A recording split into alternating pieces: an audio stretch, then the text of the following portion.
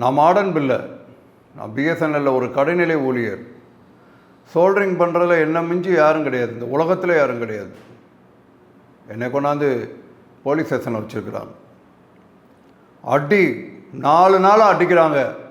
காலையில் ஒரு தடவை, சாயந்தரம் ஒரு தடவை. அடி வாங்குகிற ஒவ்வொரு தடவையும் எனக்கு போதை ஏறிக்கிட்டே தான் இருக்குது. அடிக்கிறப்பெல்லாம் போதை ஏறுது. அதான் என்னை வாழ வச்சிட்ருக்கு. அடித்து துவைச்சி இந்தா ஜன்னலோடு என்னை கட்டி போட்டுருக்குறாங்க. வருவாங்க, நான் சென்ட்ரல் கவர்மெண்ட் ஊழியன், எங்காலும் வருவாங்க என்னை மீட்டுட்டு போகிறதுக்குன்னு சொல்லிக்கிட்டு தான் இருக்கேன். வருவாங்க வருவாங்க. இதோ வந்துட்டாரே எங்கள் சூப்பரண்ணன் வந்துட்டார்ல.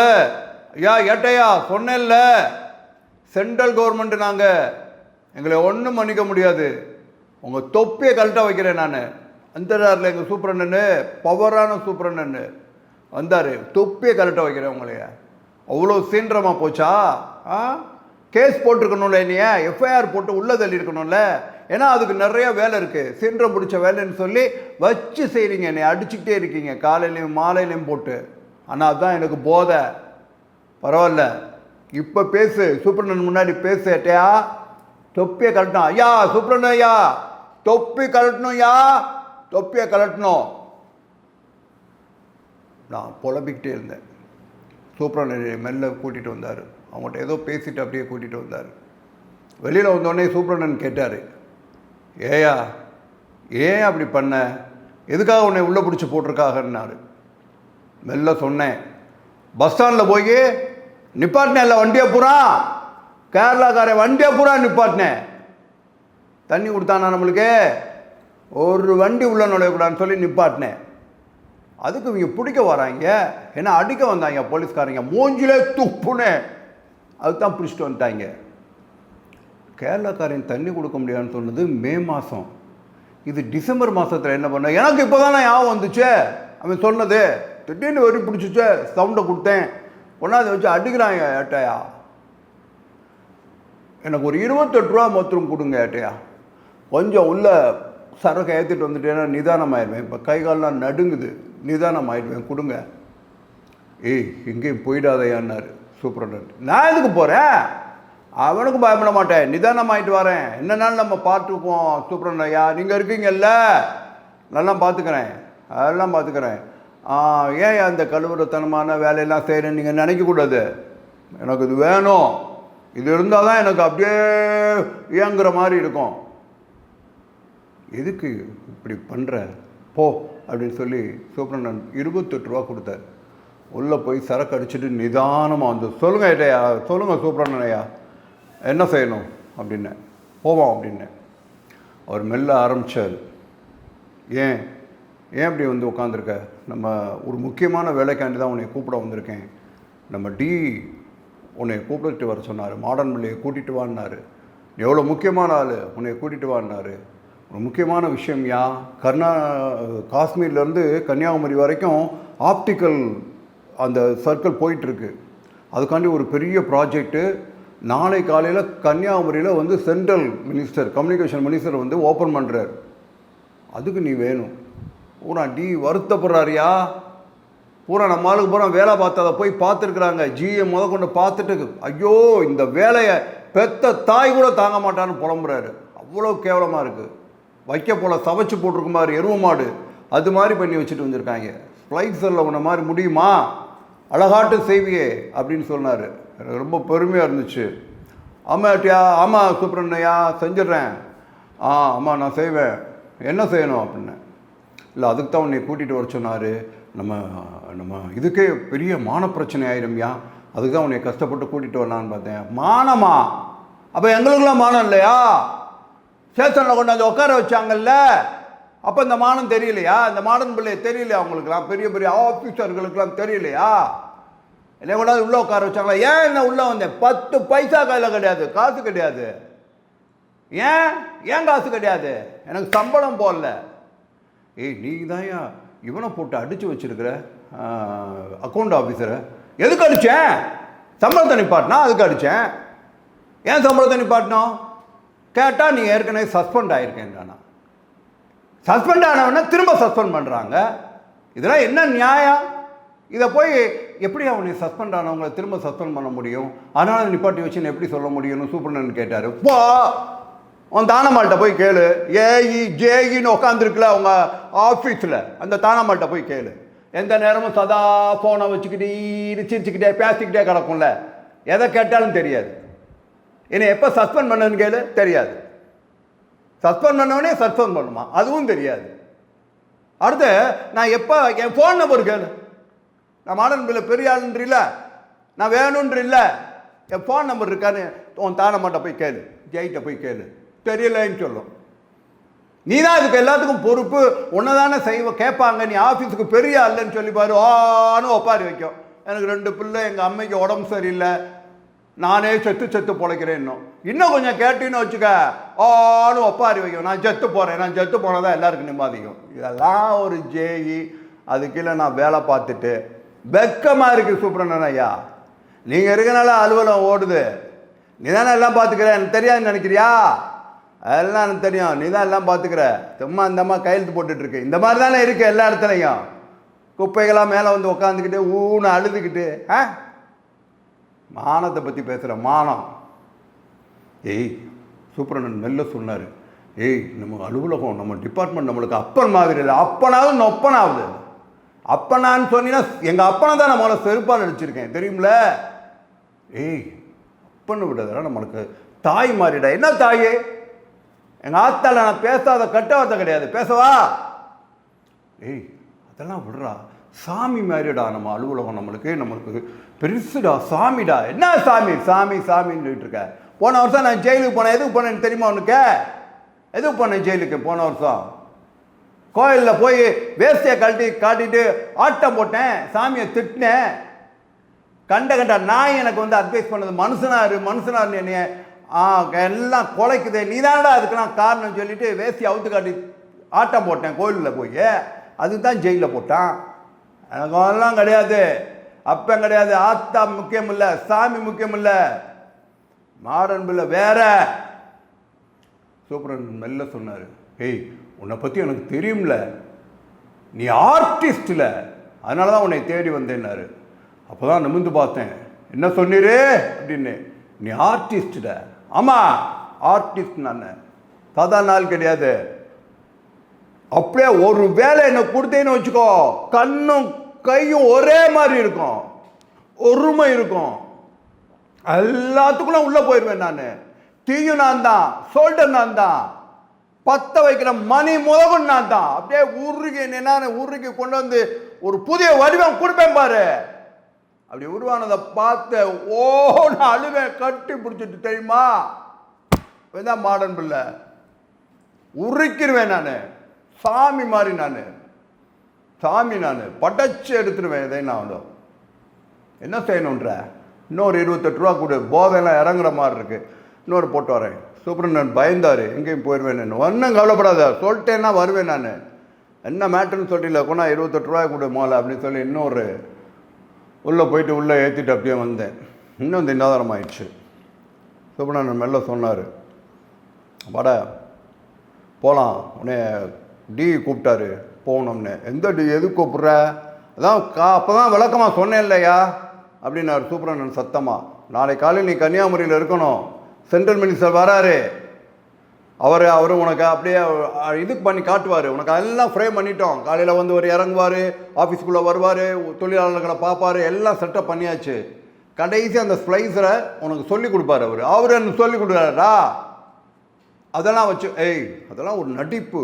நீ அந்த நடிப்பில் உள்ளே உட்காந்து பண்ணேன்னா ஃபுல்லாக வீடியோ எடுப்பாங்க. சுசீந்திரம் கோயில் மாதிரி நிலச்சி நிற்கும்ல அவன் ஃபோட்டோ, இந்தியா பூரா போகும் உனக்கு ஒரு ஃபோட்டோ அப்படின்னாரு. மெல்ல அப்படியே உள்வாங்கினேன். ஆஹா ஃபோட்டோ போடுவீங்களா, சரி என்ன செய்யணும்? நாளைக்கு நான் வர முடியாதுன்னு சொல்லு, உன் டீட்டை போய் சொல்லு, வர முடியாது, மாடர்ன் பில்ல வர முடியாதுன்னு சொன்னான்னு சொல்லு. பரீட்சை எழுதி பாஸ் பண்ணிட்டு வந்து உட்காந்தா பெரியாளா? நிற்க வச்சு பேசுகிறாப்புல, நிற்க வச்சு விழிக்கிறான். நீ மனுஷனா இருன்றான். என்ன நான் மனுஷனா இல்லை, மனுஷனாரு எவ்வளோ பார்த்தான்னு சொல்லிட்டே இருக்கிறீங்க. மனுஷனாருன்னா என்ன மனுஷனா? உங்களே மாதிரி மனுஷனா இருக்கணுமா? காலையில் எந்திரி, பல்லு வளர்க்கு, காப்பியா குடி, காலையில் தோசை தின்னு, மத்தியானம் சோறு சாப்பிட்டு, நைட்டு டிவி பாரு, அப்புறம் பொம்பளைகிட்ட போய் பாடு பொண்டாட்டிட்ட பிள்ளைய பத்துக்கோ, அதுக்கு சொத்து சேரு, அப்புறம் மண்ணா போ. டேடா மனுஷங்க, இதுக்கு பேர் தான் மனுஷனா இருக்கிறதாடா. அதுக்கு மேலடா நான் ஆர்டிஸ்டா. எனக்கு மரியாதை முக்கியம், என்னை அங்கே இருக்கணும். சின்ன வயசுல எங்கள் அப்பா என்ன பண்ணா தெரியுமா? எனக்கு படம் வரைகிறதுனா உசுறு. நான் படம் வரைஞ்சிட்டே இருப்பேன். அப்பன் போட்டு அடித்தான் என்னையா ஒரு ஆசாரி பய படமாட வரைகிறேன்னு சொல்லி அலர்னா. என்னை போட்டு அடித்தான், இருட்டறைக்குள்ளே போட்டு தள்ளினா, மிதிச்சான், சூடு வச்சாயா எங்கள் அப்பன் படம் வரக்கூடாதுன்னு. ஆனால் எனக்கு அதில் தான் இன்ட்ரெஸ்ட்டு.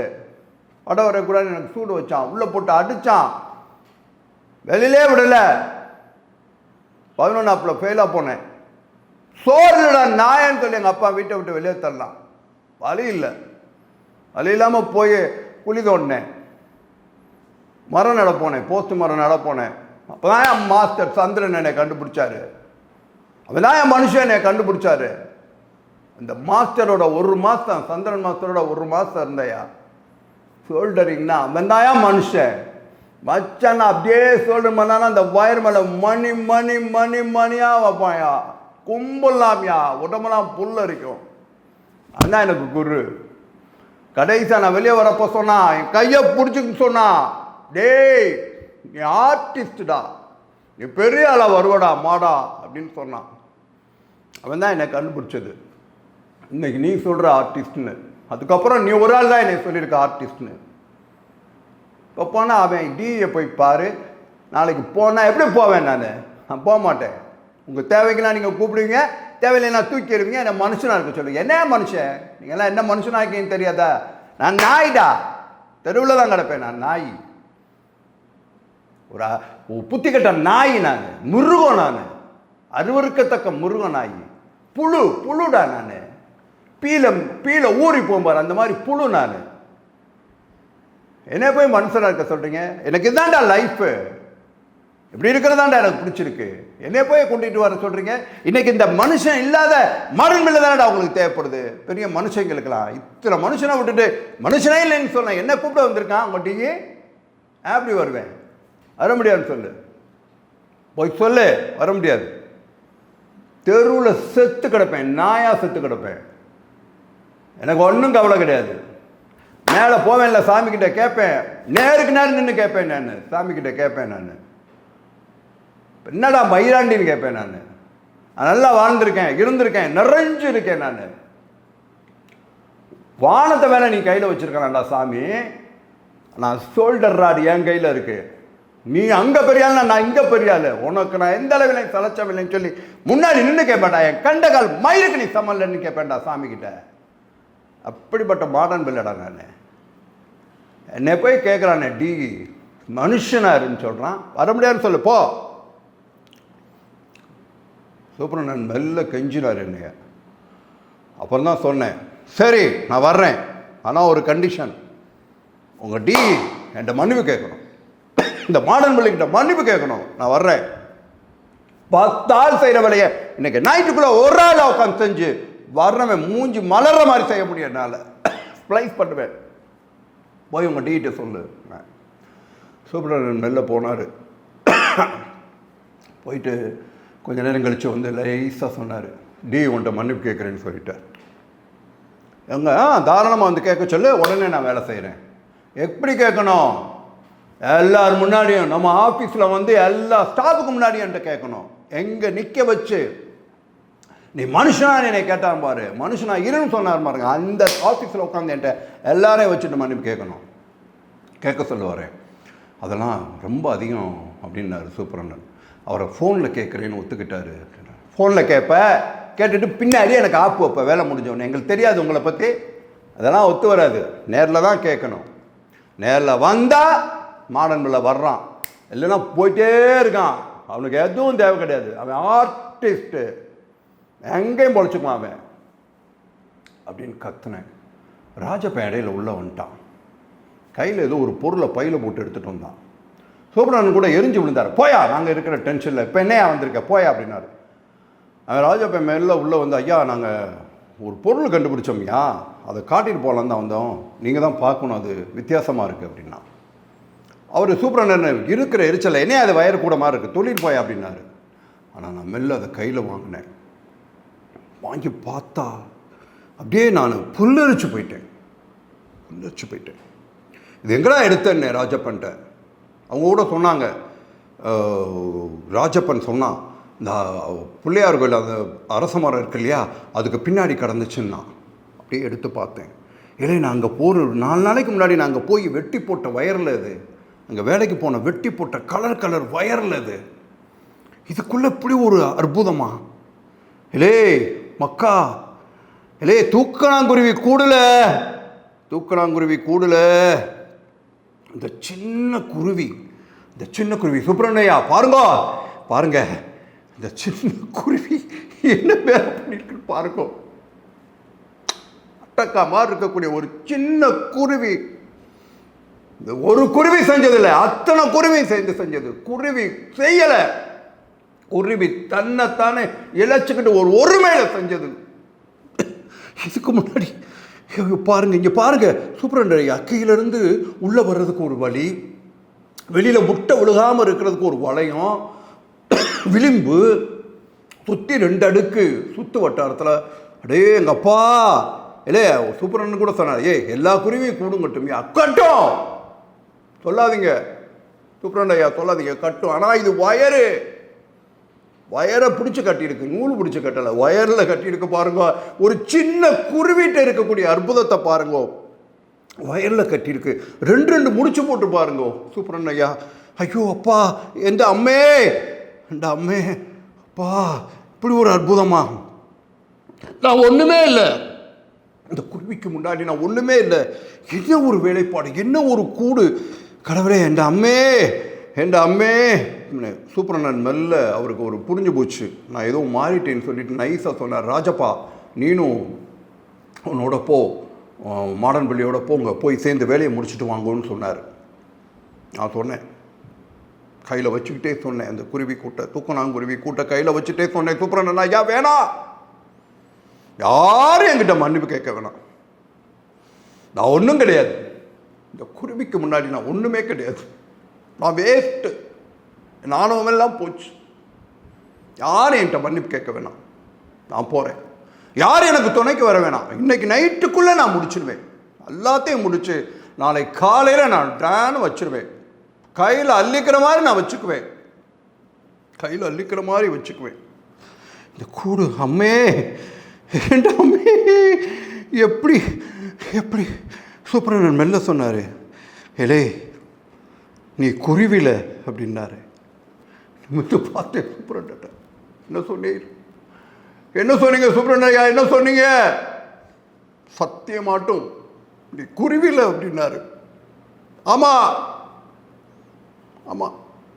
நான் குருவி.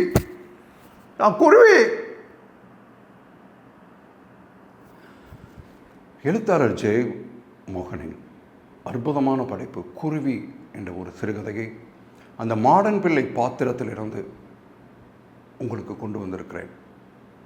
நன்றி.